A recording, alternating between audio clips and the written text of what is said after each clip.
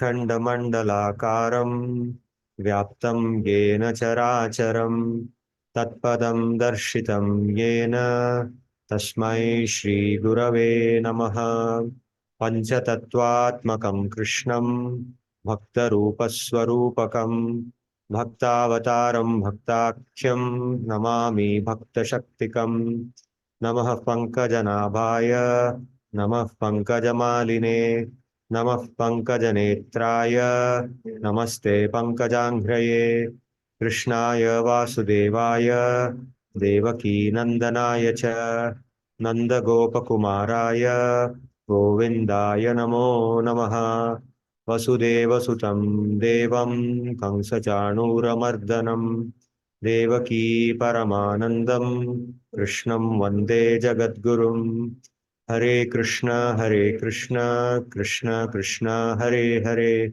Hare Rama Rama Rama Hare Hare Sarvebhyo Namaha Sarvesham Krite Swagatam. So we continue with our understanding of the 10th chapter.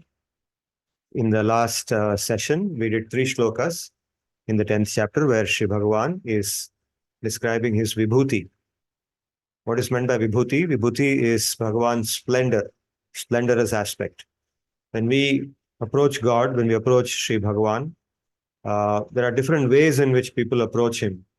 And one of the ways in which they approach him is through seeing him as someone who is awesome, who is magnificent, who is wondrous, who is greater than the greatest. So Sri Bhagavan manifests himself as everything. Everything in manifestation is him. But if we have to think about him in terms of his splendor, his magnificence, now he is giving us some examples of how we can do that. So in the 3 shlokas we covered last time, he said, Adityanam aham Vishnuhu, Jyotisham Raviransuman, Marichir Marutamasmi, Nakshatranam aham Sashi. Among the 12 Adityas I am Vishnu. Among the luminous bodies I am the radiant sun. Among the Maruts I am Marichi. And among the constellations I am the Lord of the constellations, the moon. Vedanam Samavedosmi, Devanam Asmi Vasavaha. Indriyanam Manaschasmi, Bhutanam Asmi Chetana. Among the 4 Vedas I am the Samaveda. Among the Devas I am Indra. Among the mind, among the senses I am the mind. And among the living beings I am consciousness. Rudranam Shankaraschasmi, Vittesho Yaksharakshasam. Vasunam Pavakaschasmi, Meruhu Shikharinamaham. Among the 11 Rudras, I am the Rudra named Shankara. Among the Yakshas and the Rakshas, I am Kuvera. Among the Vasus, I am Agni, one of the 8 Vasus. And among the mountains, those which have a peak, Shikhari means one which has a peak. Among the mountains which have peaks, I am the mountain called Meru. So in this way, we saw 12 different illustrations of his vibhuti in the last class over 3 shlokas. And the vibhutis are covered over 19 different shlokas. So now we will do the next 3 in today's class. So in the next shloka, the 24th shloka of the 10th chapter, Sri Bhagavan says, just a minute. Purodhasam cha mukhyam mam vidhi partha brihaspatim sena ninam ham skandaha sarasamasmi sagaraha. Purodhasam cha mukhyam mam vidhi partha brihaspatim. Partha, O Krishna, O Arjuna. Arjuna is also called Partha because he is the son of Pritha. Pritha is another name for Mother Kunti. So Arjuna is Partha. Purodhasam. Purodhas means priest. Purodhaha in Sanskrit. Purodhas is the root. Purodhaha. So among the priests, among the great priests, the foremost among them is the one who acts as a priest for the king Indra himself. Indra is the king of Swargaloka. So he's a very prominent figure in this universe. And all the gods worship him because he's the king. And he worships Brihaspati, his priest. So a priest is someone who helps us to perform. Just like, for example, to give you a very crude analogy, we have, let's say, a lawyer. Okay, when we need to take advice, or we have auditors, people who are chartered accountants with a lot of experience. So when we need help to file our accounts, to do our accounts and file and pay the right amount of taxes. Sometimes the tax calculation is very complex and we may not be able to do it because the law is very detailed. So we go to an expert auditor who engages his people and helps us to calculate our tax returns and file them appropriately according to the law. Similarly, if there is a dispute, somebody has filed a case against us, or if we have to file a case against someone, we don't go and do it alone. We take the help of a lawyer, a professional lawyer who knows the law, who understands the law, and who has experience in dealing with similar cases in the past.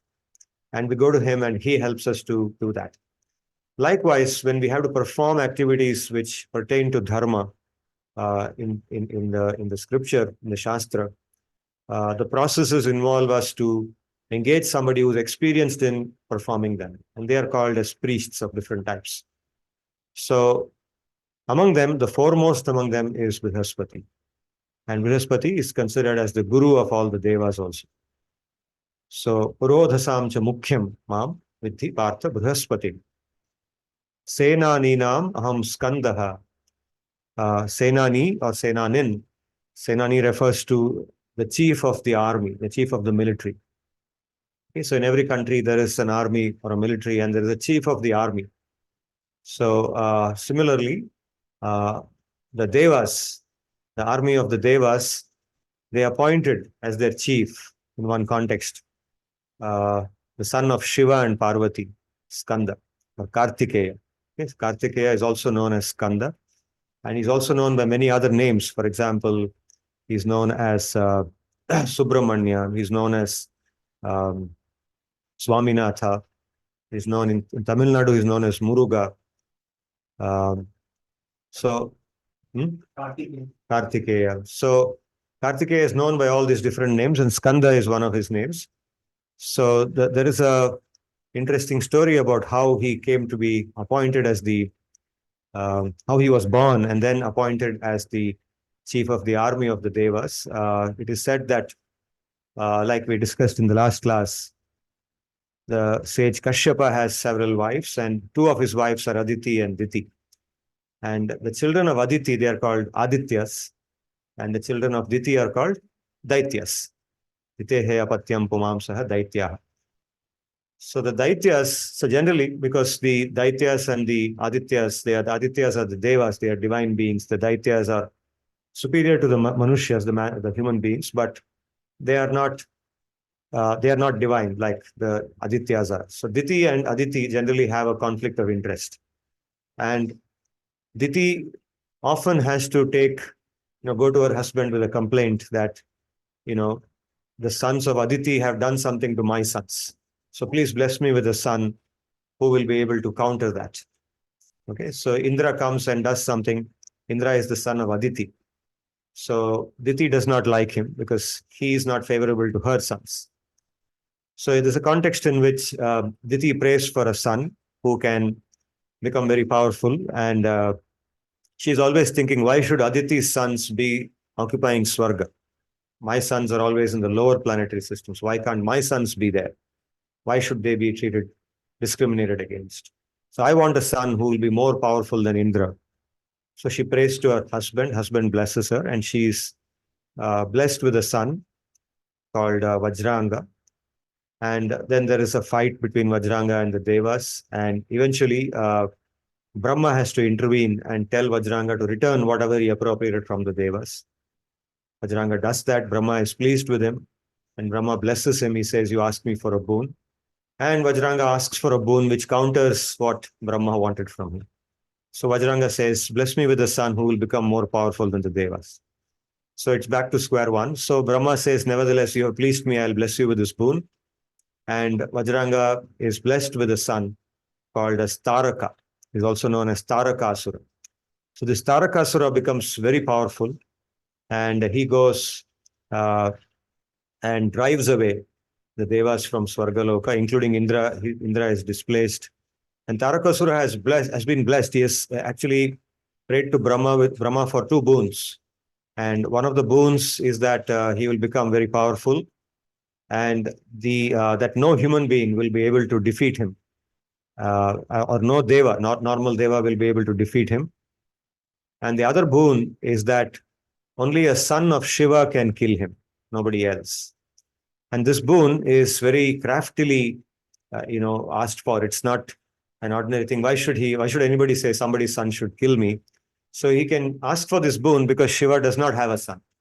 And Shiva is single, and Shiva is like a yogi who is tapasvi, and he has no plan to get married and so on. So obviously, it's easy to say that, let his son kill me because he'll never have a son. Because at least Tarakasura thought like that he will never have a son. So I can safely ask for a boon. So it looks like I'm being very, practical. So Brahma says tathastu, and so he's blessed with that. And now the Devas know this. So they know that the way to kill him is to get Shiva to somehow have a son. But if he has to have a son, then he has to have a wife also. And so in the narratives pertaining to Shiva, we hear how Mother Parvati, she's earlier known as Sati, and she's the daughter of Daksha. And through several incidents, she emulates herself. And then she is born as Parvati, the daughter of the Himalaya, Himavan. So in that birth, the Devas go to her and they make a plan with her that she should, and she's also, in fact, aspiring to have Shiva as her husband. She wants only Shiva, nobody else as her husband. So she's aspiring for that. And so she doesn't know how to convince him to marry her because, after all, he's a yogi, a mahatapasvi, has no interest in getting married. He has no interest in the opposite gender. So she goes, and somehow she has to convince him. So she goes, and then the Devas, because they want a son from Shiva, so they engage Kama, the god of lust, Kama. And Kama goes there and he plays a role in disturbing Shiva's mind and trying to get Shiva to be attracted to Mother Parvati. And eventually, he's burned down. Shiva opens his eyes and he realizes that I have been disturbed by this fellow. And so he opens his eyes and then Kama is burned down. That's part of the story. And ultimately, the point that we want to come to, that he marries Parvati, Mother Parvati, and Skanda is born. The first son of Shiva is Skanda, Kartikeya. So Kartikeya is appointed as the commander-in-chief. He's very powerful. He's extremely powerful. He's called Shanmukha because he's got 6 faces. Shanmukha means one who has 6 faces. So he's got 6 faces and he is extremely powerful and very divine. So the Devas, they worship him and they make him their commander-in-chief. Just like in the story of Bhishma. Bhishma is the commander-in-chief of the army, right? So he goes and there is a huge battle between him along with Krishna. Krishna is also present in that battle with Tarakasura. And Krishna is actually supporting Skanda and is helping him to fight. He guides him. He says, do this, don't do this.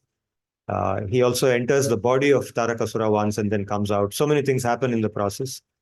And eventually Skanda kills Tarakasura. So Skanda is considered as the foremost among the chiefs of armies. Sena Ninam Ham Skanda. And finally, Sri Bhagavan says, Sarasam Asmi Sagaraha. Sagaraha here refers to the ocean. Sarasam, Saras refers to pond or a lake. So effectively, here it depicts a body of water which is stationary, not a river. Nadi is a flowing body of water. Saras is a stationary body of water, like a pond or a lake or something, or a tank. So Sarasam Asmi, among all the stationary bodies of water, I am the ocean. I am the massive ocean. Oh Partha, among the priests, know me as the pre-eminent Brihaspati. Among the army chiefs, I am Skanda, the son of Shiva and Parvati. And among the stationary water bodies, I am the ocean. In the next shloka, Sri Bhagavan continues. He says, Maharshinam Bhriguraham Giramasmyekam Aksharam Yajnanam japa-yajnosmi Stavaranam Himalaya. Okay. So here again, he says, Maharshinam, among the great Maharishis. Among the great Maharishis, I am the Maharishi known as Bhrigu. Bhrigu Maharishi. Okay, the Bhrigu Maharishi's name all of us have heard. So today we will hear a little bit more about him. Okay, Bhrigu Maharishi is the son of Brahma, Sri Brahma himself. So he's not an ordinary personality and he's called the Manasaputra. So what happens is, like we have discussed before, Brahma, he is responsible for the various, instances of creation that take place inside what is called this Brahmanda. Brahmanda is the Vedic name for what is known in English as the universe in which we live. So Brahmanda goes through multiple cycles of destruction and creation. Brahma lives for 100 years. Each year of Brahma has 360 days. And each day of Brahma is called a kalpa. It has a daytime and a night time. One daytime of Brahma has got 14 manvantaras. Each manvantara has one manu. And several cycles of the 4 yugas, Chatur yugas, which are called Satya Yuga, Treta Yuga, Dwapar Yuga, and Kali Yuga. 1000 cycles make up one kalpa, one day of Brahma. 14 divided by 14, it comes to 71 point something. So 71 Chatur yugas becomes one manvantara. And there is a manvantara sandhya in between. So altogether, it becomes 1000 Chatur yugas. Now, what happens is, at the end of every day of Brahma, described in the Gita also in the 8th chapter, it will again come later. So Brahma goes into a kind of a trance, a yoga nidra. So at that time, he wraps up everything into himself. Entire creation doesn't remain as it is. Everything goes into the mode of sushupti. All living beings go into him and everything becomes still. So when he comes out of the trance, the night time is about the same length of time, 1000 Chatur yugas, but no Chatur yugas actually happened. The length of time is the same. So when he comes out of trance, he has to now begin the next kalpa. So he does a fresh creation. So at that time, he creates various things. And among the things that he creates are what are called the prajapatis. He creates through his mind. Because there's no female counterpart for him to create at that point of time. It's just starting point. Right? So he creates prajapatis through his mind. So among them, one of them is Kashyapa Maharishi. We talked about him. And now we're talking about Bhrigu Maharishi. He's also born like that. He's created by Brahma as a prajapati to create other living beings through him. And through prajapatis come various sets of living beings, like Manushyas. We are Manushyas, Devas, then Siddhas, Charanas, Vidyadharas, Gandharvas. All of them come, the Nagas, the different types of Pashus, and so on. Okay, that's the understanding we have. So Bhrigu is a son of Brahma. So on Bhumandal, on the earth, where did he live? He lived in a place called Doshi. Okay, this Doshi is Parvat, a hill. Today it is present on the Haryana-Rajasthan border. It's a famous place. Just like here we have Dalma Hills. A lot of people go there. It's a well-known place. It's a tourist destination also. So Doshi Hill also is a destination today, and you can locate it on Google Maps. So he lived there for a long time and he performed tapasya. So there is this temple there. And later on, he moved from there to a place called Bhrigukuta, which came to be known as Bhrigukuta after he moved there. And that is near the mouth of the river Narmada. And that eventually got renamed as Bharuch in Gujarat. Today it's known as Bharuch in Gujarat. It's a big town in Gujarat. It's a very holy town. It's considered the second most ancient town in India after Varanasi. Varanasi is considered the most ancient town, oldest city. And Bharuch is considered the second oldest. It's very old with a lot of old temples and ashrams and this and that. It's a place of pilgrimage. And it's on the bank of the river Narmada, very close to where Narmada joins the Arabian Sea.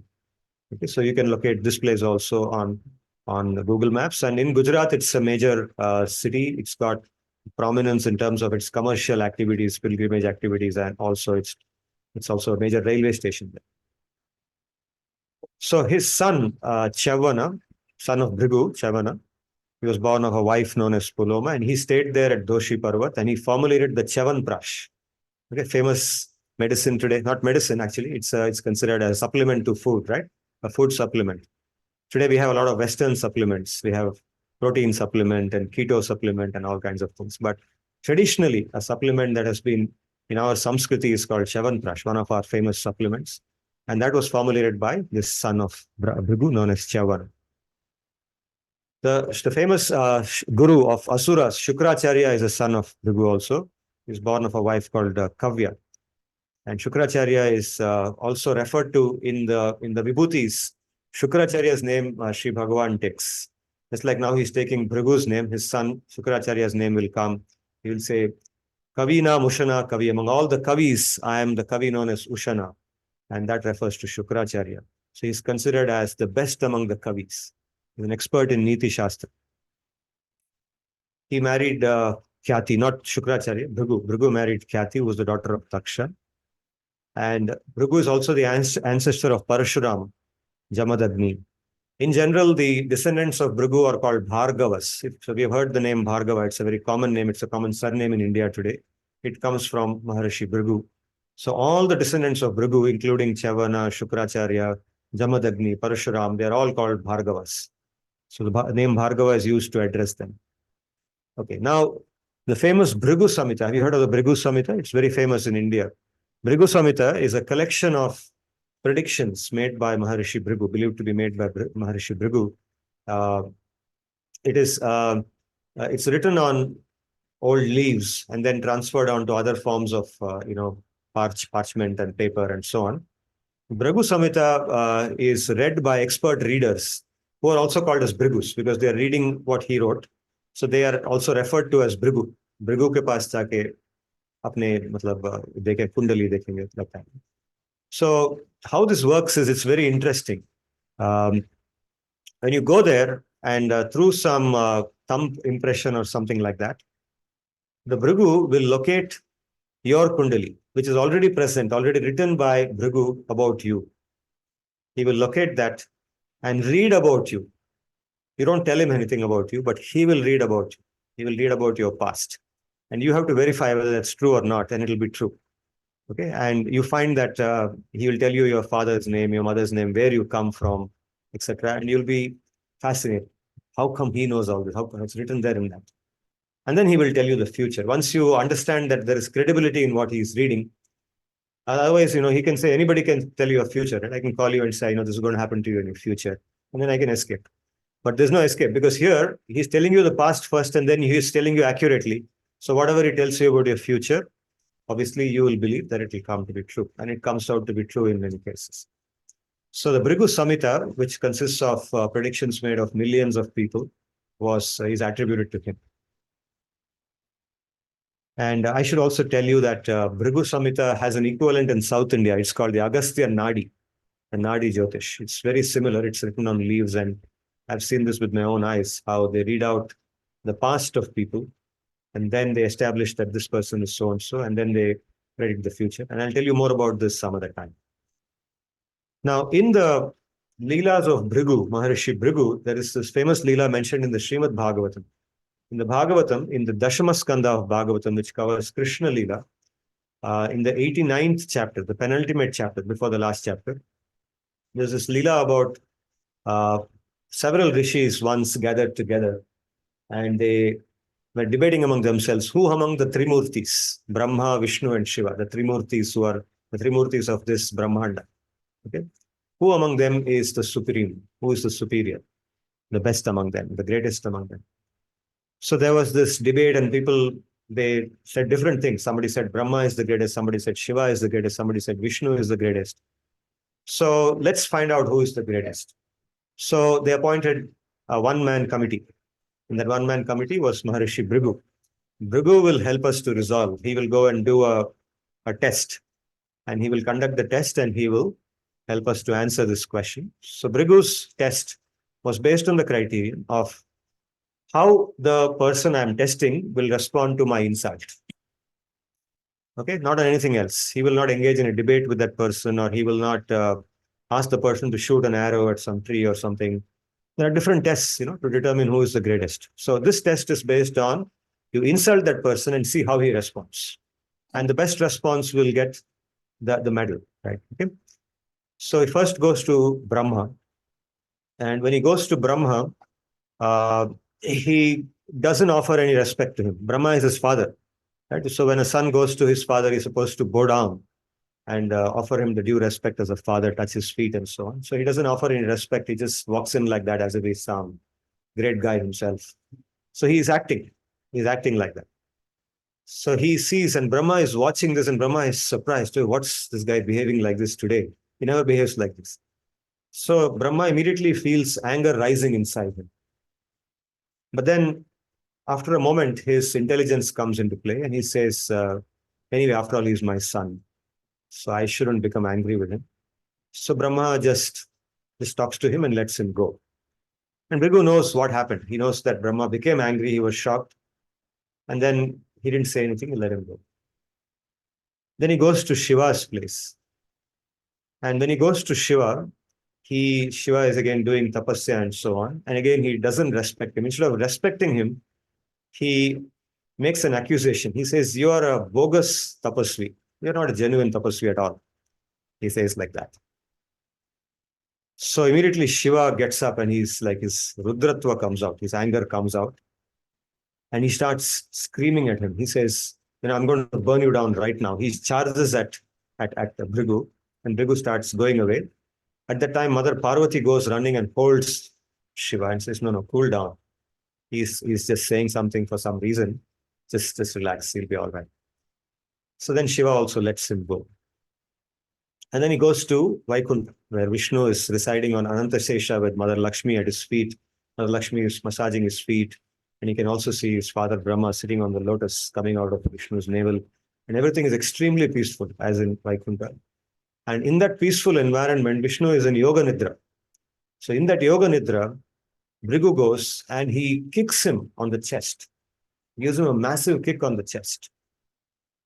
Okay? And then he wants to see how Vishnu will react. So immediately Vishnu gets up and Mother Lakshmi also gets up. Both of them stand up. And there are two versions of this. I'm now first telling you the Bhagavatam version. In the Bhagavatam version, Vishnu just bows down to Maharishi and he says, I apologize to you because I can make out from your action that I did not notice you at all. I was just relaxing. You came in. I should have stood up and immediately respected you. You are the greatest among the rishis. So, let me wash your feet, because the water that washes your feet will give us the punya that we're looking for. It will purify us. So he washes his feet and he treats him with an enormous amount of affection and respect. And then Bhrigu goes into tears. He's not able to believe that Vishnu is behaving like this. This is one version. The other version is that Vishnu gets up in the same manner and he tells Bhrigu, he apologizes to Bhrigu and he tells him that, my chest is extremely hard. I'm known to have a chest which is harder than iron. So I guess you must have been hurt by this. So let me massage your feet. Please sit down. I'll massage your feet. This version is not in the Bhagavatam, so it must be in some other Purana, I think. But whatever it is, effectively it comes to the same thing. And Bhrigu feels that prema. He feels extreme amount of prema towards Vishnu at that point of time. Then he sees Vishnu behaving in that manner with extreme humility. Humility means, the ability to not only bear insult, much more than that, the eagerness to give respect to others and not seek respect from others. Mahaprabhu says this, that Trinadapi Sunichena Taroriva Sahishnuna Amanina Manadena Kirtaniya Sadahari. For chanting the names of Hari, one should have two qualities here. One is being Amani. Amani means one who doesn't look for man. Jo man ki apeksha nahi karta. Amani doesn't look for respect from others. And manadaha. Manadaha means one who always gives respect to others. One who is always eager, looks for opportunities to give respect to others. Okay, and when this comes naturally to somebody, then the Harinam will naturally come to that person. It will naturally come and manifest in that person's tongue. Okay, so Mahaprabhu says this. So that is the property he gives for humility. That's how humility is defined. So now Vishnu demonstrates that property of humility. And Bhrigu is moved to tears when that happens. And he comes back and he gives his conclusion to the rishis. So this is a very famous Leela, and we should understand this to be only a Leela. We should not think that this means that Shiva is inferior, Shiva is an ordinary person. Definitely not. Shiva or Brahma, they are not ordinary persons at all. It is just that, if you reflect a bit on this story and think of what function they have in this Brahmanda. When they manifest in this Brahmanda, they have three functions. The three gunas, Sattva, Rajas, Tamas, they are the administrators of these gunas. These three gunas report to them respectively. So you can see them behaving according to those gunas. Brahma, Rajas, where anger comes, but intelligence comes and helps you to control that anger. which is what we at least advise our people that, okay, anger is a natural thing for us. But when anger comes, don't feel guilty about being angry, but if you don't control that anger, then you should be guilty. So intelligence should come above it and then soften. Say, control the anger and act sensibly. Don't let your anger out. Don't let it go out of you. Okay. And in the case of the second case where tamoguna is acting, Shiva is in charge of tamoguna. So he behaves according to that person who's influenced by tamoguna, who cannot control his anger. And somebody cannot control their anger and lets their anger loose upon others, by which they harm others or they embarrass themselves, embarrass others also. Then you can know that they're acting under tamoguna. And when sattva is very strong, when sattva guna is very strong, then anger doesn't come at all. Even when somebody insults that person, they don't have to control the anger because there's no anger to control. They don't feel angry at all. That is the power of sattva. So if somebody feels that, somebody can experience that, then they can know that they are in sattva. And when somebody does not experience that, somebody feels anger, to the extent to which they feel angry, they can know that they are under either rajas or tamas. Okay, so this is how anger is a determinant of or a test for knowing which guna is acting upon us. Excuse me, sir. Actually, there is one story where I think Bhrigu Maharshi has a eye under his foot, right? And when Lord Vishnu goes down to touch his feet, he actually pinches that eye, thus, diffusing Bhrigu Maharshi's anger as well. That was like a strategic move by Vishnu. There was a story like that, if I remember correctly. Thank you, Sudarshan. So I don't know if you people heard what he said. He said there's a story in which there's an eye at the feet of Maharishi Bhrigu, and when Maharishi Bhrigu kicked the chest of Vishnu at that point of time, he diffuses because Vishnu is in contact with that eye. Through that eye, he diffuses the anger of Bhrigu also. Not only is he not angry, but Bhrigu's anger also goes away. So this is a story that Sudarshan has heard somewhere. Sudarshan, thank you for giving it, but I didn't find this in the Bhagavatam. It may be in some other Puran. We will check up in the future and see if it's there. Yes, sir. Yeah. Thank you. Sir, just to add to, basically this story even I have read. So it is something different. So like it is Bhrigu is coming and I forgot, but majorly is that like he has put his leg on Vishnu's chest, something like that. There is a story, and in fact there is a famous song also which captures this in Bengali. This particular song, this particular incident is also there in a famous old song.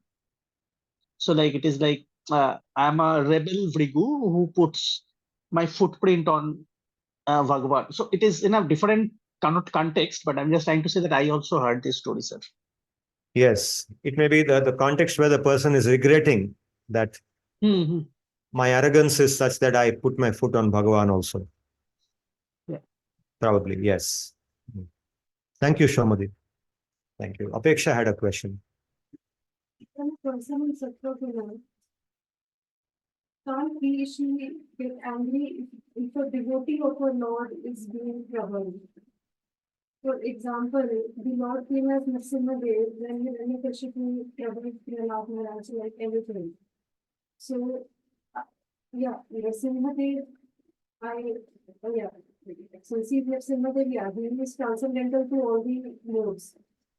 But leaving Nrsimhadev aside, if a person here, like a normal living entity like us, if we have a thing Sattva-guna, but still, if a devotee of a Lord is being troubled, Yes. then anger is justified, right? So, for the benefit of those online, Apeksha's question was, even for those who are in Sattva Guna, won't anger come under certain situations? For example, when somebody who is a bhakta of Bhagavan, if he sees that the bhakta is being troubled by somebody else, then won't he feel angry and try to protect? And she's thinking of the example of Sri Bhagavan himself coming as Narasimha. So even Chaitanya Mahaprabhu was ready to chop off Jagai and Madai's head, then they threw a stone at Nityananda. So she's giving one more example of Mahaprabhu also acting with anger when somebody was offending a bhakta of Bhagavan. So Yes. So now here, this is a very good question, very relevant question to ask in this context, because we should understand that the manifestation of anger and the feeling of anger are actually two different things. One is anger, which is controlling us, and the other is when we are controlling anger and using it for a beneficial purpose. What we talked about now is anger which controls us. We become a victim of anger. That is the anger which comes from tamoguna. The anger which comes out of tamoguna is when we become a victim of anger and behave foolishly, do something stupid which harms us and harms others. Like the anger of Vishwamitra, the anger of Amba, and so on. It harmed them and it also harmed some people around them. Okay, now the anger that is exhibited by people who are in high sattva, like Vasishta, for example, or Narada. Now, Narada is walking along. There's a narrative here where Narada Muni, he is walking along. He is in Shuddha Sattva. He is never under Tamoguna. He has no Tamoguna in him. Now, he sees the sons of the, the Kashyapa sons, the Ashwini Kumaras. He sees that they are just engaging in some sensual pleasures with some women in some lake. And even as he is passing by, they're not even noticing him. Okay, it's not about him not being noticed, but it's about them indulging in those sense pleasures. They should not be doing that. They are divine creatures and they're supposed to be doing something much more of their stature. It's not appropriate conduct for them. So he curses them. And he curses them that they will become, they'll take birth on this mother earth, as on Bhuloka, as two trees.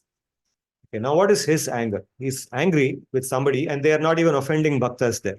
Okay, they are not offending anybody directly, but they're behaving in some manner which is not appropriate for them. Similarly, Brahma curses Mahabhisha to become Shantanu, right? Vasishta curses the Vasus to take birth on the earth.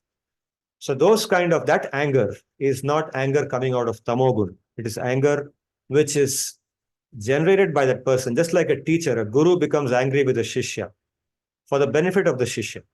The guru scolds, the guru sees the shishya as not doing what the shishya is supposed to do and realizes that if he doesn't express anger, the shishya will not learn, the shishya will not change.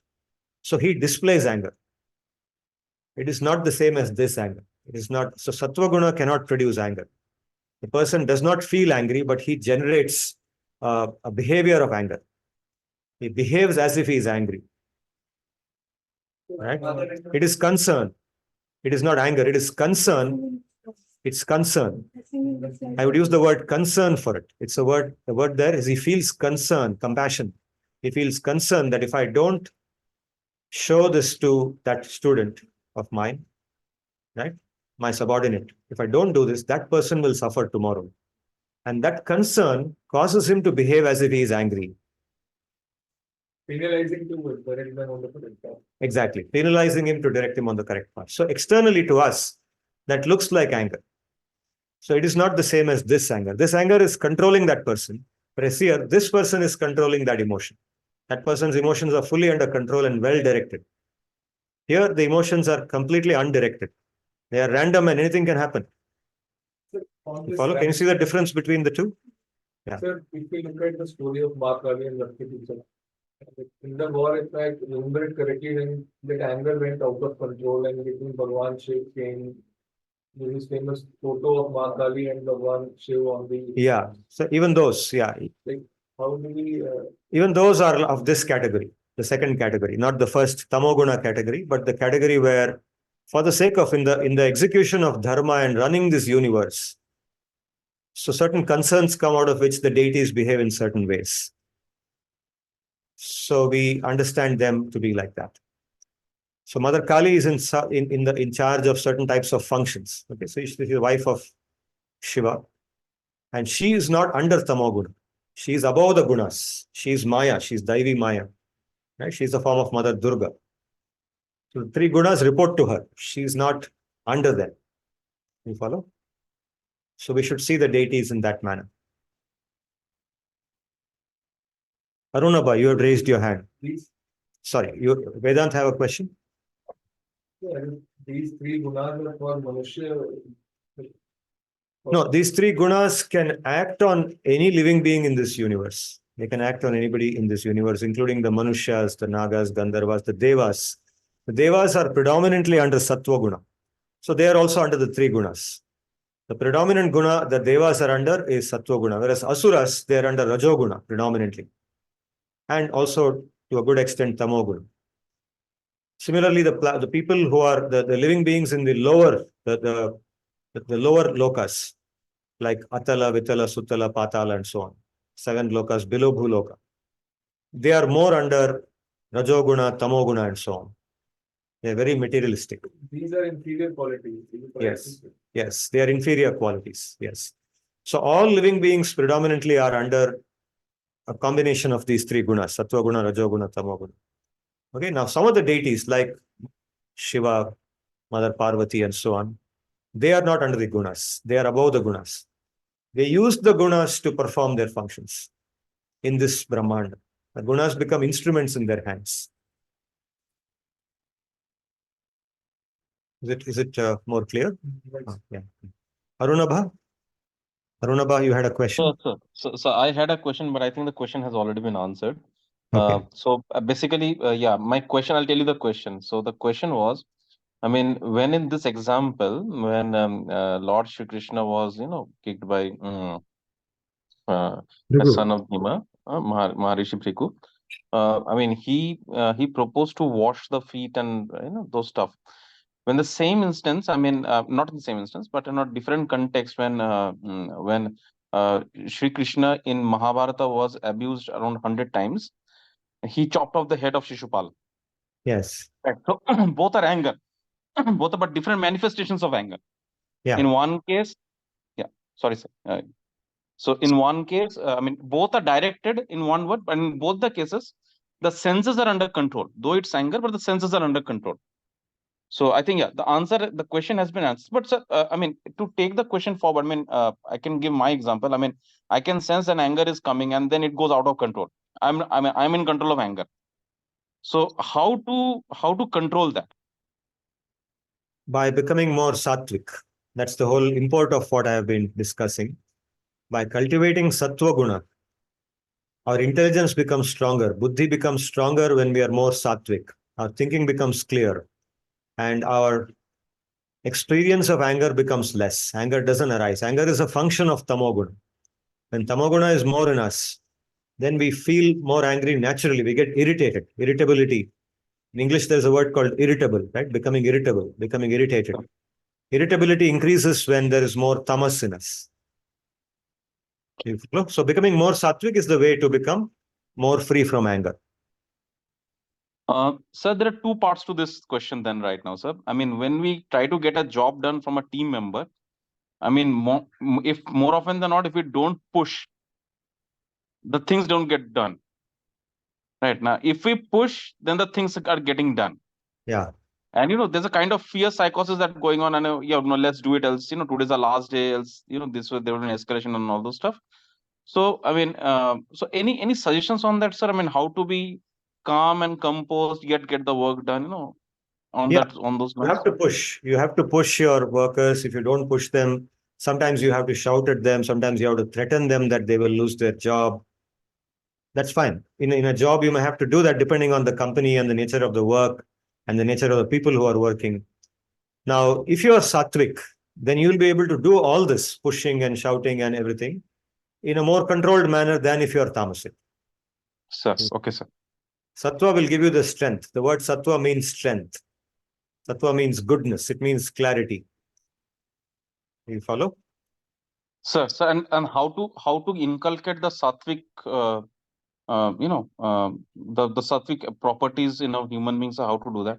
Yeah, very good question. And I think this question cannot be answered very quickly, but it needs a whole, we can do a workshop on this. We can discuss a lot of things which can help us to become sattvic. But to tell you very briefly for the moment, sattva is cultivated by our lifestyle, the way we live our life, the time of the day we get up, the time of the day we sleep, how we keep our body clean, the house, the environment.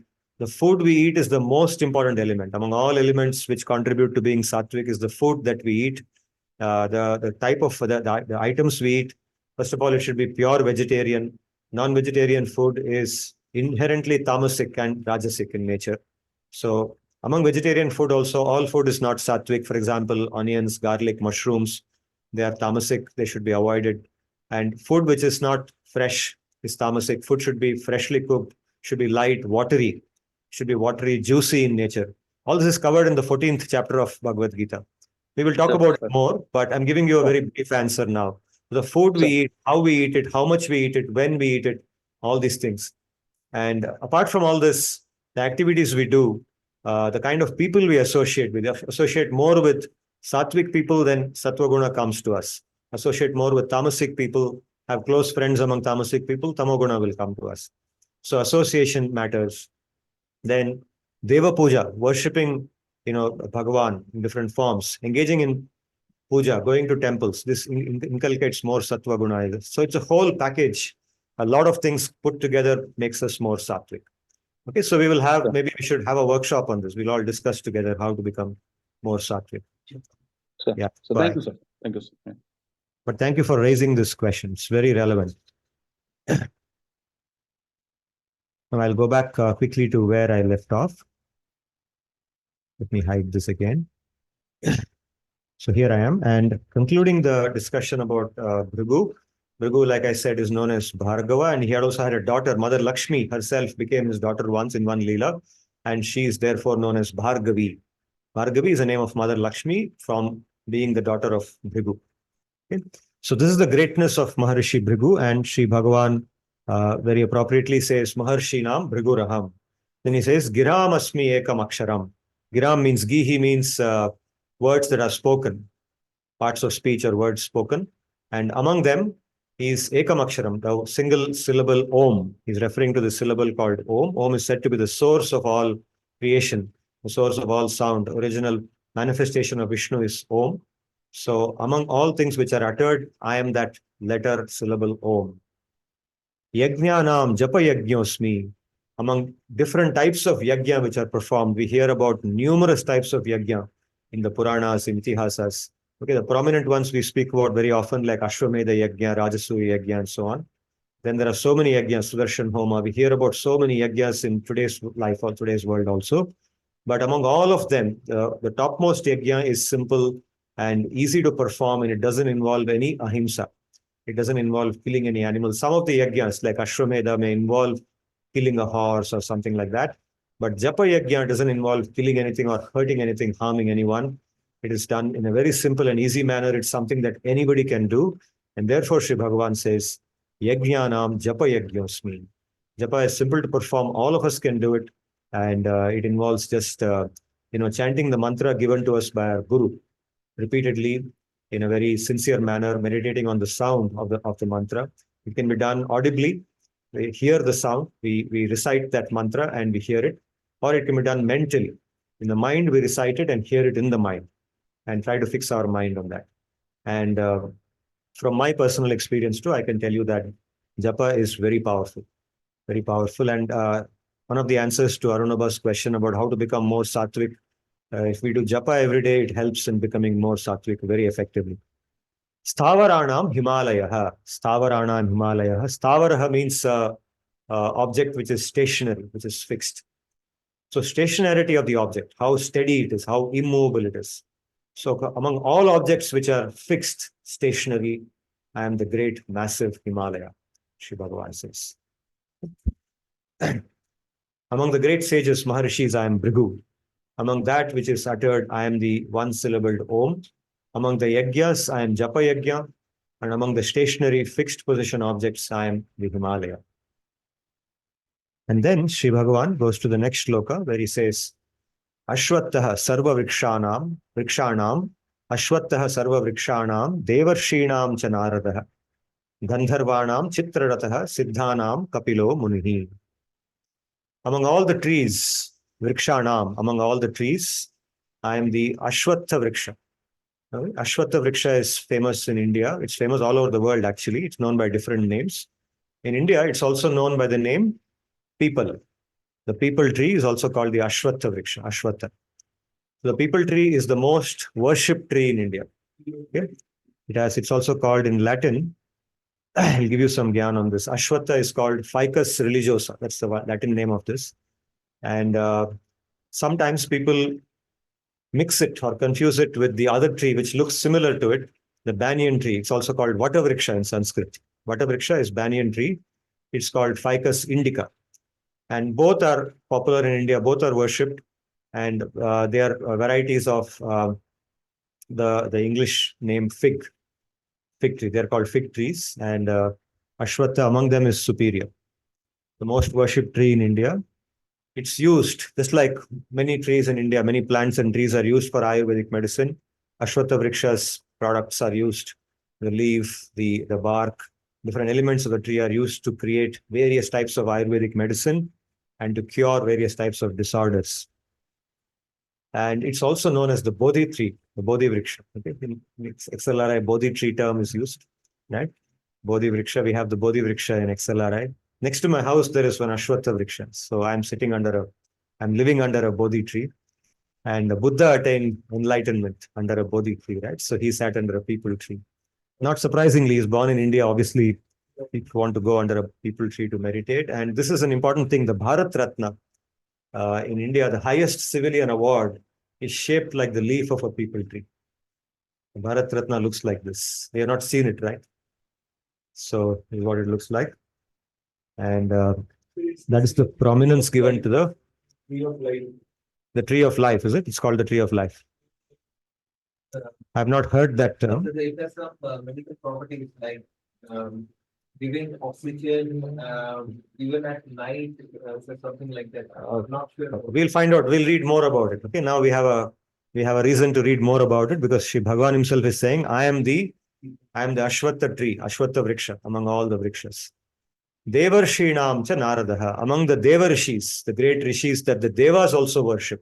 Okay, they are not just the rishis who live on Bhuloka, that Manushas worship, but the Devas worship certain great rishis, like Kashyapa Rishi and so on. So among all of such rishis, I am the rishi known as Narada, because Narada is not only just a rishi with a lot of power, but he is also a Mahan Bhakta, the supreme Bhakta of Bhagavan, right? And he spreads bhakti. Wherever he goes, he spreads bhakti. He stands for bhakti. He's a personification of bhakti.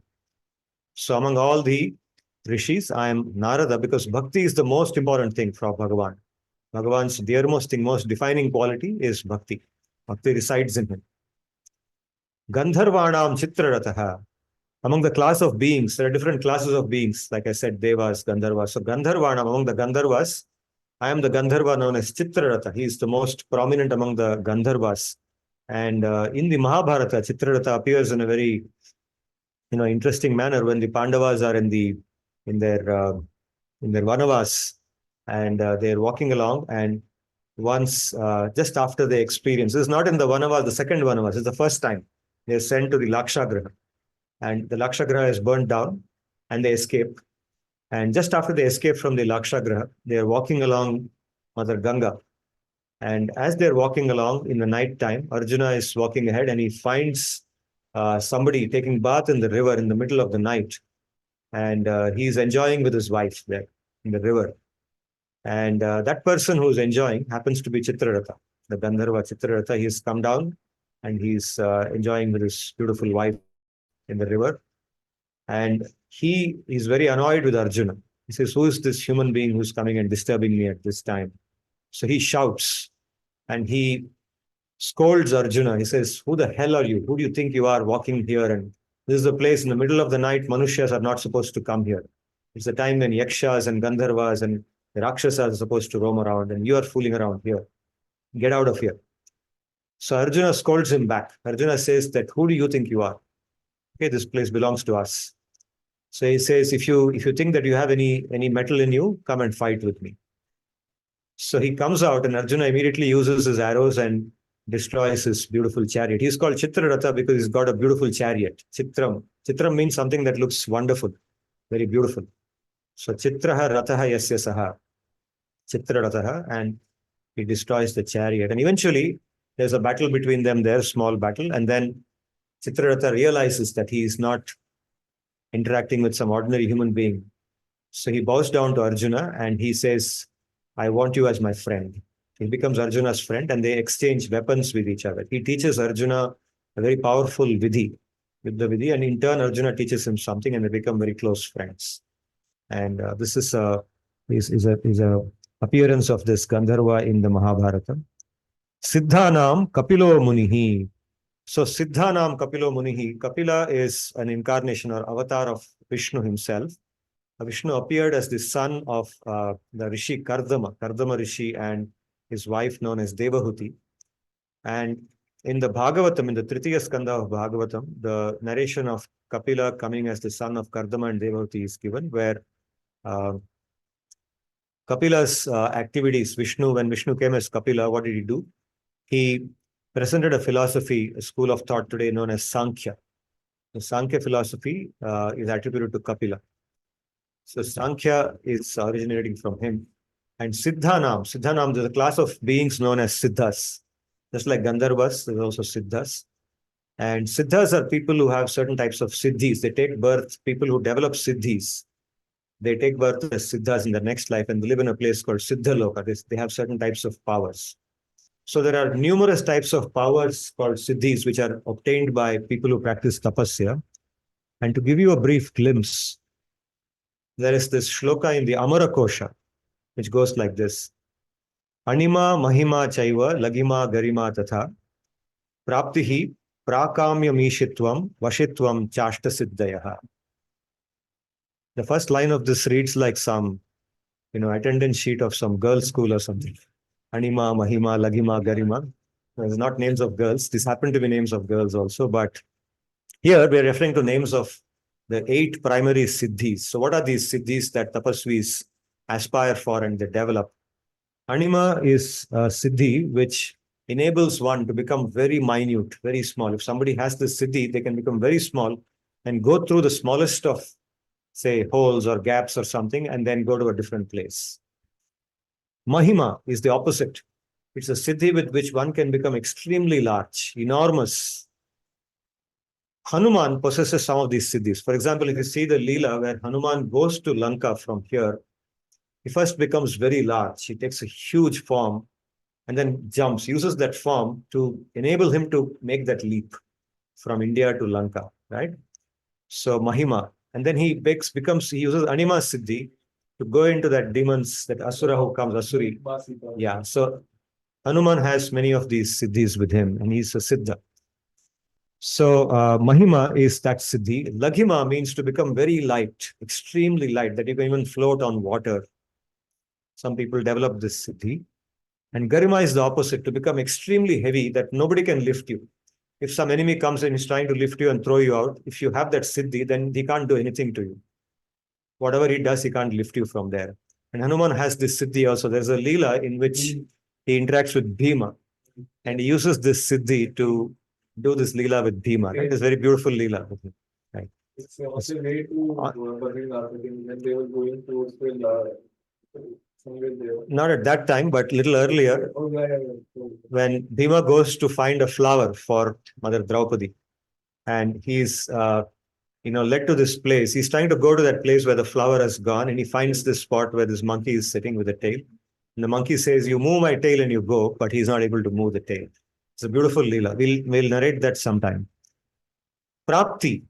Okay, so Prapti is that siddhi with which one can reach a desired place instantly. That's one interpretation of this siddhi.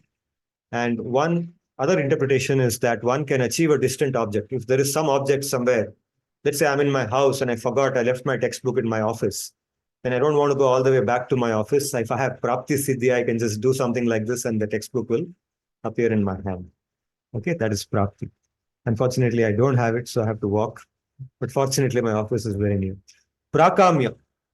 Prakamya Siddhi is a Siddhi by which one can fulfill a desire that one has very easily. One has a desire, then one can, just by invoking this Siddhi, one can make that desire happen. Ishitva. Ishitva is a desire to gain and to be able to act as an authority or a master over other people. Okay, some people, even without doing any tapasya, seem to have this. Maybe they did the tapasya in a previous life, but they somehow, act as masters over others. And sometimes you see that the others who probably have not done any tapasya of their own, they end up accepting them as the master. But this is referring to a much bigger thing than what we see in ordinary people today. And Vashitva is the ability to subjugate others. It's different from Ishitva. It's the ability to subjugate and keep others under their control.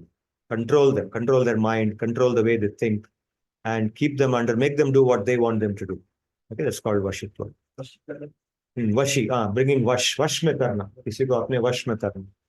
Vashitva. So these are the 8 types of primary siddhis. Just to give you a glimpse, I took you to this slide. Now going back to the shloka, Shri Bhagavan says, Siddhanam Kapilo Munihi. So among all those people who have different types of siddhis, I am this person Kapila, who is himself an avatar of himself. Among all the trees, I am the people tree, Ashwatha Vriksha. Among the celestial sages, I am Narada. Among the Gandharvas, I am Citraratha. Among the Siddhas, I am the philosopher Kapila. So we've done 3 shlokas from the Gita today, and we have seen so many other vibhutis of Bhagavan. Bhagavan tells about how he manifests himself in this universe. And if we want to think about him in terms of his vibhuti as something awesome, something great, and these are some ways in which we can think about him. For example, when we think of the Ashwatha Vriksha, we must think, wow, what a tree this is. This is nothing but a form of Vishnu. As Vishnu has manifested himself here. Okay, so that's how we relate to Vishnu when we see one of these things. And that's what he's guiding us. Yes. So, what Yeah. is special about Citraratha, except for the fact that he has a beautiful child? That I couldn't get more details about Citraratha's, character. He must be a person of very great character among the Gandharvas. He's considered among them, he's the foremost among them. Must be having a lot of powers and abilities, and maybe his appearance also, his beauty. Yeah. So he's the most worshipable among them. So among them, that's why he says, if you're awed by him, then you should think that he's actually a form of me, like that. In one of the forms, Citraratha has taught Arjuna how to dance. Okay. Yes, sir. And that came under typical usage when Arjuna became a dancer in their Ajnat was. In the house of Virat, in the palace of Virat, he teaches his daughter how to dance. Yes, sir. Okay. So here, Swapnil has a input that Citraratha taught Arjuna how to dance. I'm not able to recollect this. If somebody else can recollect, they can confirm. Yeah. I'm also We will not check it sure, out. but We'll check it out. If Citraratha was the one who taught Arjuna how to dance. Yeah. Sir, I faintly recall this incident, sir. And what happened was, the 5 brothers had a pact that they would not enter where Draupadi is in. But when they were in the forest, there was some attack wherein Arjuna had to enter where the bows and arrows were kept. And he entered, I think, Yudhishthir's room. Therein, according to some treaty or something, he had to go to Indra's some place, and there he had to, do some japas and all those stuff. I'm not able to recall exactly what happened. There, this person, Citraratha, taught him dancing. And in fact, he was under curse. In fact, he was under curse also because one of the ladies who happened to be his ancestor wanted to marry him. And he said, no, I can't do it. So he said, no, you will live 1 year as a transgender. So something like this happened. I'm not able to recall exactly, but something like this happened, sir. Thank you. Okay. We will go back, and that's given me a reason to now go back and search for that story. And we will update ourselves. Thank you for that. Thank you. Sir, so actually, I think the people Ashwatha Vriksha is associated with Sri Anjaneya, sir, Hanuman. So But the Vriksha is also okay. Tell me more. we see that tree around a lot of Hanuman shrines as well. So what is the link between Anjaneya and people tree? Okay, you see that in many Hanuman temples, the Ashwatha Vriksha is also present. Yeah.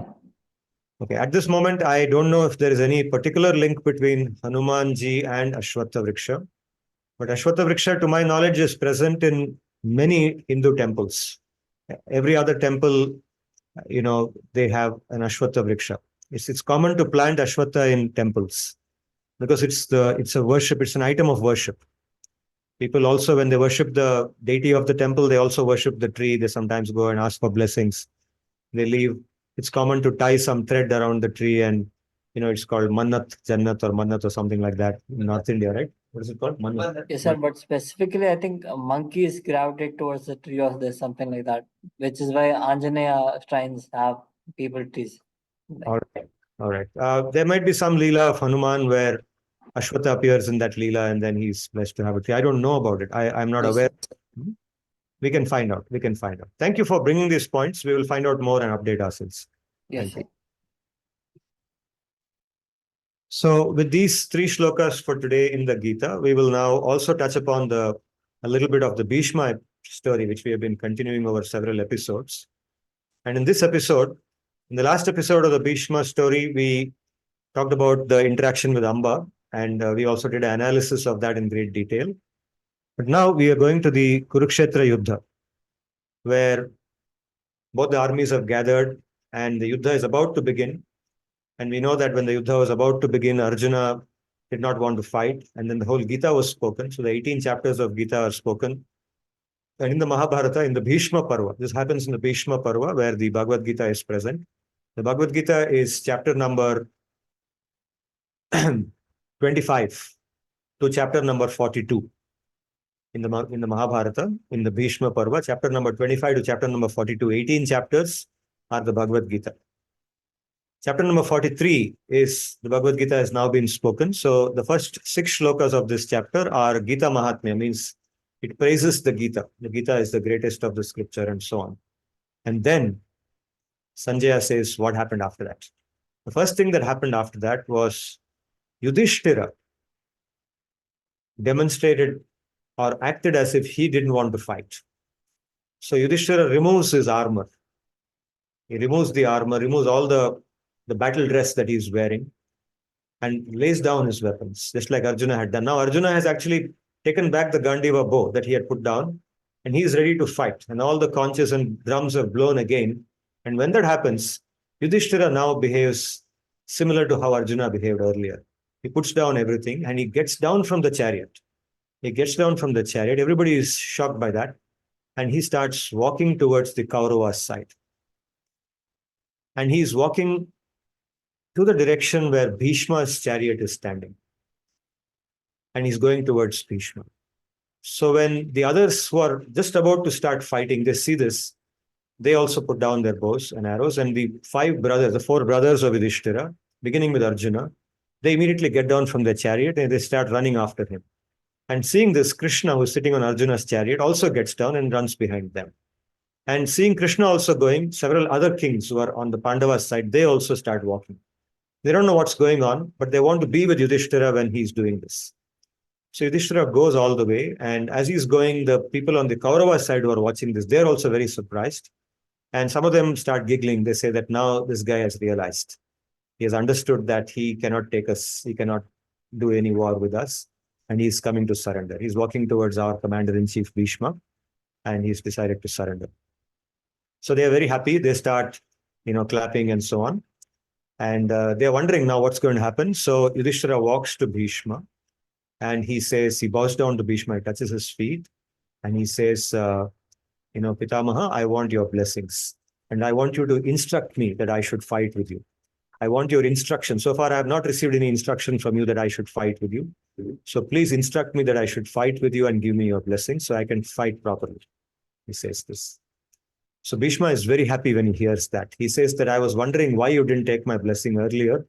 And I was thinking that as your forefather, as your grandfather, this is not an appropriate behavior for my grandson to do. You should take my blessing. It's appropriate. And the Shastra says that any Kshatriya, before he performs a yuddha, he should take the blessings of his elders. And you haven't done that so far. But now that you have done it, I'm very happy. I bless you that you will attain victory in this war. And tell me, what do you want from me, other than fighting on your side? Okay, then there's a conversation between them. And eventually in that conversation, these 2 shlokas are spoken by Bhishma. Bhishma says, and this first shloka that I'm going to say now is a very, very famous shloka. It is very often cited in the Shastra and also taught in schools where Sanskrit is taught. This shloka is taught. It says, Arthasya purusho daso, dasastvartho na kasyachit, iti satyam maharaja baddhosmyarthena kauravaihi. The second shloka, Atastvam klevavat vakyam bravimi kurunandana, Bhritosmi arthena kauravya yuddhat anyat kimichyasi. So he says, Arthasya Purusho Daso. Artha in Sanskrit has many meanings. In fact, one of the meanings of the word Artha is meaning. But here, its meaning is Artha refers to material wealth, material prosperity. In the Purushartha Chatushtayam, Dharma, Artha, Kama, and Moksha. Artha appears, and Artha there means material wealth, material prosperity, possessions. Okay, the money that we have, the possessions, the land, or even relatives. The relatives that we have, the relationships we have, the network of friends, the social circle we have. Okay, today we have on LinkedIn, let's say, we have so many contacts on LinkedIn. That's all our Artha. Okay, so Arthasya Purusho Dasaha. A human being is a servant of his material possessions, his material wealth. Dasastu artho na kasyachit. Arthaha na kasyachit dasaha. Material possessions are never the servant of anybody. All human beings are servants of material possessions, but material possessions are nobody's servants. Iti satyam maharaja. This is the truth, O great king. Bhishma says. Bhishma addressing Yudhishthira, O great king. This is the truth. Baddho asmi. I am now bound by Artha. Baddho asmi arthena kauravaihi. I am bound by the Kauravas using their material wealth. The Kauravas have used their material wealth and their possessions to bind me towards them. Atastvam, therefore, to you, Tvam, to you, Klivavatu Vakyam Bravimi. Klivaha means in Sanskrit a eunuch, a neuter gender, a person of the third gender. Okay, today the third gender is officially recognized in India, legally recognized. So Klivavatu Vakyam, I'm speaking like a eunuch. So what they mean at that point of time is it's not something meant to be derogatory towards today's eunuchs, but what it means is a person who cannot think clearly. You see, in our Varnashrama system, two genders, Purusha and Stree, man and woman are recognized and different duties are given. The duties of a man, a Brahmana, Kshatriya, Vaishya, Shudra, different stages of life. For a man, for a woman, everything is well defined, but nothing is defined for a eunuch.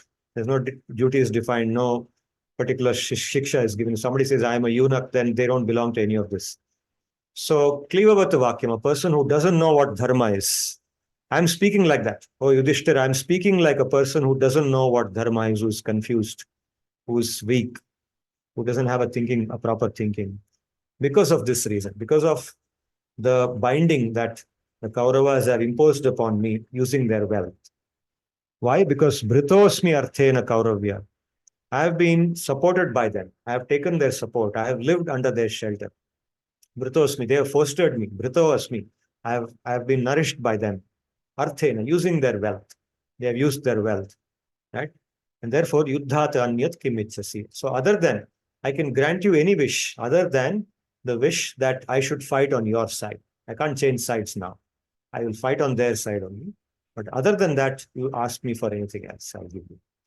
Okay, so now the question will come that how come a person like Bhishma, who's so much powerful, so much knowledgeable, how can he be bound by just a wealthy guy, a rich guy, and so on? Now, if you see, this is a topic for very detailed discussion, and we can discuss it in future too. But to do it in a summary for now, it's probably appropriate to say that in this material world, materiality manifests in different ways. It's not only through owning wealth, it's also through being very shrewd and using that wealth in a very shrewd manner.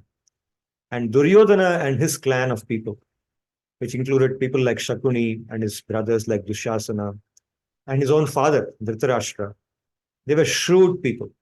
They had shrewdness as their wealth, their material wealth. And they used that shrewdness in very intelligent manners to create obligations from people. That is why it is said, be very careful with whom you get obliged. Materially, anybody will tell you, even those who haven't read the Shastra, by experience, they will tell you, don't get into obligation with that person because he can manipulate you. He can make use of you. Right? We say manipulative personality. Duryodhana was a perfection of manipulative personality. And he used his own relatives, people like Bhishma, who are the symbols of dharma, in a manipulative manner. People like Bhishma, who are so addicted to dharma, following dharma, are also very compassionate people, very soft-hearted. And when somebody is very soft-hearted and he falls in the hands of somebody who is very manipulative, then he will get exploited. So what essentially Bhishma is saying is that I got exploited by the Kauravas. I don't want to fight for them. And he never had a heart to fight for them. Right? Even in the conversations, if you see the Udyoga Parva, the Parva before the Bhishma Parva, huge number of conversations where, they are negotiating who will fight with whom and whether the fight should happen at all. Bhishma, numerous times Bhishma says, let's not have this war. Let's not have the war. The Kauravas have done wrong. He keeps telling Duryodhana, please give back the kingdom. If you don't give back the kingdom, there will be a war. Please give it back. That's what you should do. He keeps saying this. Okay, so he never wanted it. And he's now fallen in the hands of Duryodhana because he has taken the help of Duryodhana to do various dharmic activities. You see, Duryodhana is a person, because of his manipulativeness and his shrewdness, he is not openly adharmic. Today, we know him as adharmic because the Mahabharata is written for us by Vyasadeva. Vyasadeva describes him like that. But if you are living at his time, in his presence, you cannot make out that he is adharmic because externally he is very dharmic. In fact, in the Mahabharata, he says many times that this is dharma. This is how dharma should be done. And if you see those words, you can't think that he is wrong. He's very clever.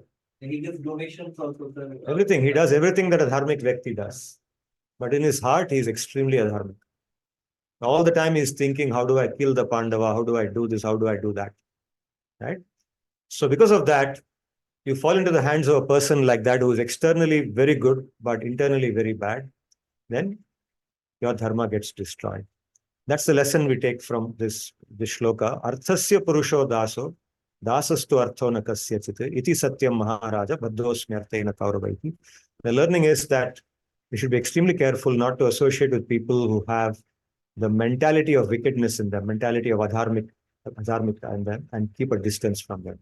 Keep a friendship with them, don't fight with them, but also don't keep a intimacy with them. Don't go beyond a certain, don't take any favor from them. Don't take any support from them.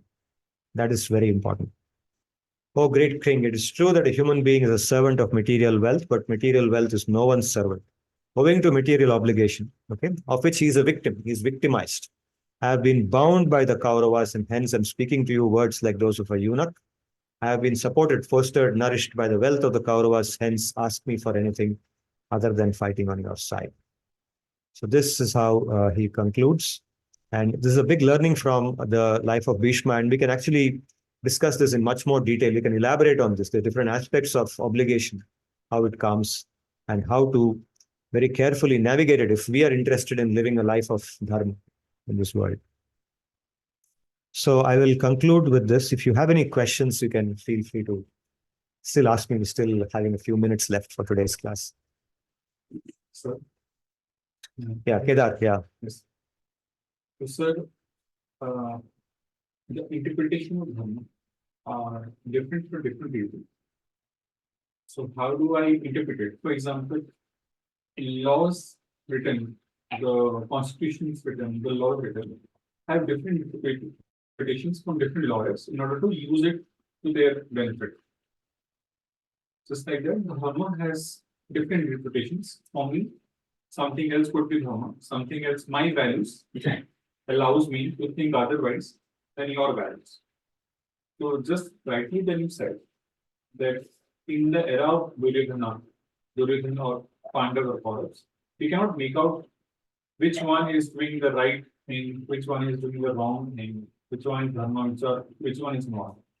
So nowadays when we are reading it from the Shastra perspective, what is the line that is defining this is dharma, even if they were behaving in a way of dharma, in their heart they were, following adharma. Using the rules of dharma to do adharma, right? Yeah. So what is that line of differentiation? How do we differentiate that? That is why it is said. Very good question. His question, for the benefit of those online, is, just like I said, Duryodhana is using dharma to perform adharma. And it's very difficult to distinguish. So how do you distinguish? How do you make out In today's world, we have lawyers fighting, arguing on both sides, and each lawyer looks correct. From the arguments that he makes, each lawyer's arguments looks correct by itself. And so how do I decide who is saying the correct thing? Which side do I take? And this is a very, very appropriate question. And the answer to this is in one shloka that Yudhishthira speaks to the Yaksha, in the Yaksha Prashna. And the shloka is as follows. Tarko apratishtaha, shrutayo vibhinnaha. Nasau rishir yasya matam na bhinnam. That's one version of this shloka. Another version of the shloka is Naiko munihi yasya mataf pramanam. Dharmasya tattvam nihitam guhayam mahajano yena gatassa pantaha. So, tarko apratishtaha, arguments by lawyers or by intelligent people are very often inconclusive. So then what do you do? So it says, the actual core of dharma is hidden in a cave. Nihitam guhayam. Guhayam nihitam. It's hidden inside a guha. And therefore, mahajano yena gataha sa pantaha. The path which the mahajana is taking, the great personality that you see, the person that you can see is really a genuinely great personality, is really nishkapat, great personality. That person's path is what you should take. Mahajano yena gataha sa pantaha. So we should then, in that case, when there is a dilemma as to resolve what is dharmic in this context, then go to a mahajana, go to somebody you know is genuine, who is not duplicitous, who is not a fraud, and ask him, what would you advise me to do? And I'll do whatever you say, like that. So in the Mahabharata's context also, we see the Mahajanas like Vidura, we see people like Bhishma himself. And you can see that people like Bhishma are vehemently saying, give the kingdom back to the Pandava, give the kingdom back. Vidura is saying that, right? Narada comes and says that. In fact, even Dhritarashtra is saying that until some point. So Mahajanas are saying it, so then give it back. That's the path to take. And don't take Duryodhana's side. So all the people who took Duryodhana's side, it so happens that they're all bound by some kind of obligation, beginning with Bhishma. So in this chapter, where Yudhishthira is going to Bhishma and seeking his blessings, he's actually seeking the blessings of 4 people. After Bhishma, it is Drona, his guru Drona, then Kripacharya, Kripa, and then finally Shalya, his uncle. So 4 of them, and all the 4 of them are dharmic people. They don't want to be, all the 4 of them don't want to be on the side of the Kauravas, but they have ended up there because of the obligations that they have taken in the course of following dharma. Right? So that's the beauty of it. That's how it is. Yeah, Arunabha, we can have your question. Sir, actually, I had 2 questions, but just continuing with this topic side, I had a question as in, when Dhritarashtra himself was against the war, when Bhishma himself was against the war, I mean, Dhritarashtra being the king, why didn't he overrule the Yuvraj? Duryodhana was the Yuvraj. So why didn't he overrule his decision of not to give 5 villages? So what made him do that? Yeah, because by that time, this happened, Duryodhana had already acquired so much power and influence in society and over the subjects and over the armies and everything, that if Dhritarashtra had taken the step of overruling him and saying that, no, I'll negate whatever my son is saying, he could clearly foresee that Duryodhana would just throw him out. He would just eliminate him from there, just like he threw Vidura out. If you know the story of how when Vidura spoke out in that assembly, Duryodhana stands up and asks him to get out. He says, you are the son of a Shudri. What do you know about dharma? Get out of here. Right? So he would have done the same thing to Dhritarashtra also. In fact, Dhritarashtra repeatedly advises him to, accept Krishna, accept whatever Krishna says. He says, worship Krishna. Krishna is not an ordinary personality. There's so many occasions where Dhritarashtra advises Duryodhana, but Duryodhana does not listen to him. So if he overruled him, Duryodhana would have done more damage. He would not have got out. He would have done what is called as, what we call today in the language of the politics as military takeover, right? Military coup. Military coup. Yeah. He would have done a military coup. He would have just thrown his father out. He would have killed him probably. Right? Duryodhana was of that nature. He was not a submissive son. He was no dharma inside him. He was a pure adharmi. Right? So today we see Aurangzeb, we hear about Aurangzeb in today's society. He threw his father into the prison and he, did whatever he wanted to do. He killed his own brother, Dara Shikoh, right? We hear about all this. So you can say that Duryodhana was some kind of Aurangzeb of that time. Sir. Just using a crude analogy, I'm saying I'm not saying the same person. Yeah. Jayashree wants to add to this. Sir. Yes, regarding Arunava's question, many times you will see that in the Mahabharata, Duryodhana threatens Dhritarashtra saying that I will give up my life, I'll commit suicide. He plays with the emotions of Dhritarashtra very well. And Dhritarashtra is a person who personifies Putra Vyamoha. So, yeah, throughout the story, like as soon as Duryodhana is born, he is advised to, give up Duryodhana. I mean, Vidura tells Dhritarashtra, this child will be the destroyer of your clan. So, just, iska tyag karo. But Dhritarashtra, because of Putra Vyamoha, he does not give up on Duryodhana. And throughout, you will see that Duryodhana only plays with Dhritarashtra's emotions. He knows how to manipulate Dhritarashtra very well. Yes. Yeah, thank you. Thank you, ma'am. Yeah. Yeah. Ma'am, sir, I have a second question, sir, and this is not related to this Dhritarashtra and this. There is a story, and I'm not getting the details of the story, but this is a story that I've heard, that there was some conflict between Bhishma and Gandharvan. Gandhari was from which city, sir? Which empire? Gandhar, yeah. So Gandhar, Naresh, he had 100 sons and 1 daughter. Yeah. Gandhari was the daughter. And with the 100 sons? No. Gandhari was the daughter of Subala, the king named Subala, and the other had a son called Shakuni. She's blessed to have 100 sons. Even right? Okay, sir. So the story that I've heard, I'm not able to find it anywhere, sir. So the story that I've heard is even Gandhari had 100 brothers. Shakuni was one of them. He was the most intelligent one. And Bhishma imprisoned all 100 of them. And he gave them counted number of grains to eat. And that's how the entire clan died. So, I mean, I'm not getting it anywhere. If you get it, can you just narrate it, sir? If you get it anywhere. I don't think it exists anywhere. That's why you're not getting it anywhere. Sir, okay, sir. So,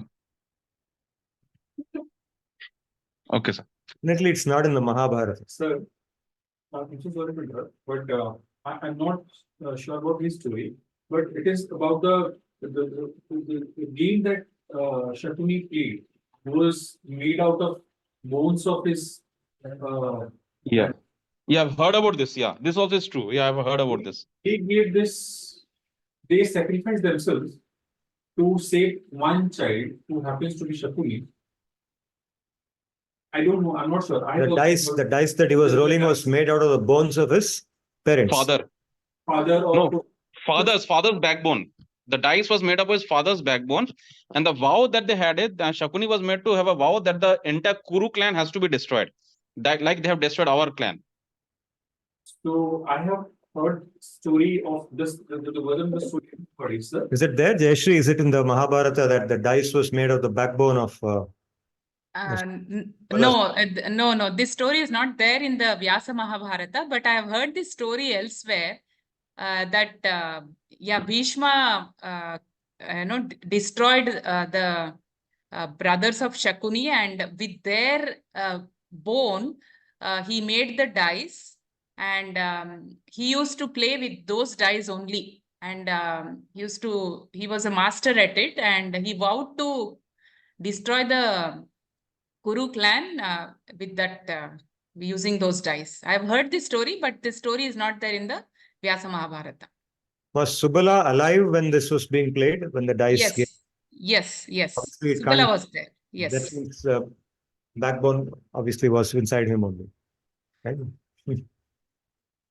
Then the question is, I mean, was there a vow by Shakuni that he will destroy the Kuru clan? Was there a vow like that? Was there a No, vow? no. In the Mahabharata doesn't speak of. First of all, this story is not there in the Mahabharata, and Shakuni doesn't speak of any vow. Shakuni supports Duryodhana totally.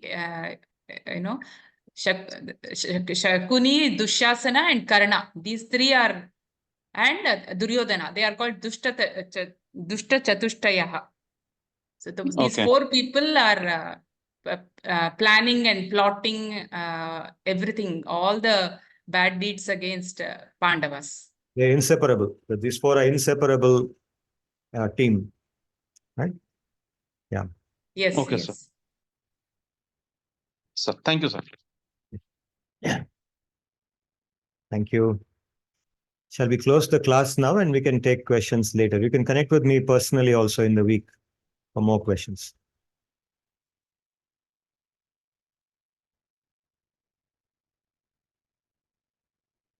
ॐ स्वस्ति प्रजाभ्यः परिपालयन्तां न्यायेन मार्गेण महीं महिषाः गोब्राह्मणेभ्यो शुभमस्तु नित्यं लोकाः समस्ताः सुखिनो भवन्तु ॐ तद्विष्णोः परमं पदगुं सदा पश्यन्ति सूरयः दिवीव चक्षुराततं तद्विप्रासो विपन्यवो जागृवागुंसः समिन्धते विष्णोर्यत्परमं पदं पर्याप्त्या अनन्तरायाय सर्वस्तमोतिरात्र उत्तममहद्भवति सर्वस्याप्त्यै सर्वस्य जित्यै सर्वमेव तेनाप्नोति सर्वं जयति ॐ शान्तिः शान्तिः शान्तिः हरि ओम तत्सत्।